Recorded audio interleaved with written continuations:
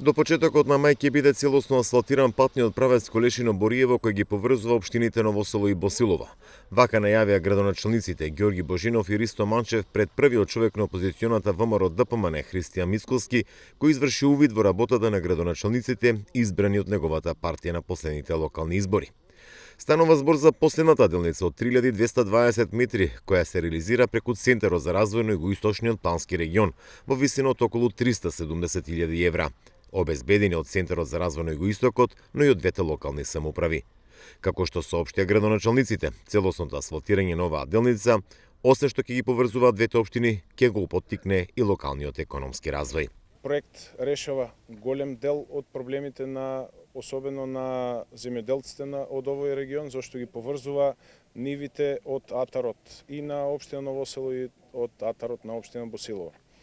Очекуваме да овој патен правец биде завршен до крајот на месец април, со што граѓаните ќе скратат голем дел од претходно километрите кои требаше да ги патуваат за да ја обиколат општина Ново Село и да дојдат до своите земјоделски поседи.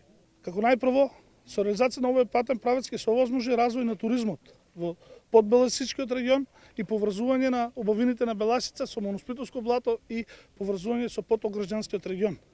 Исто така, реализацијата на овој патен правец е од исклучителна важност за развој на земјоделието, со што се создаваат услови за поевтин, побрз и поекономичен транспорт на земјоделски производи.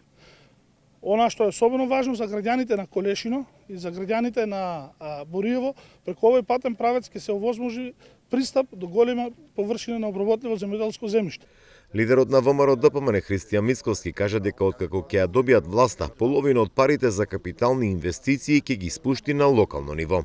Идната влада на ВМРО ДПМН планира половина од средствата предвидени за капитални инвестиции, кои што би биле не помалку од 15 милиарди денари годишно, да ги спушти на локално ниво, на ниво на општините за општински проекти кои што ќе бидат во три области, а тоа е изведба на канализациони системи кои што ќе завршуваат со пречистителни станици, потоа водоснабдителни системи, нормално за техничка вода и вода за пиење, исто така и асфалтирање и пробивање на патна инфраструктура, кои што три проекти, односно три типа на проекти се многу значајни за луѓето од надворот од градските средини.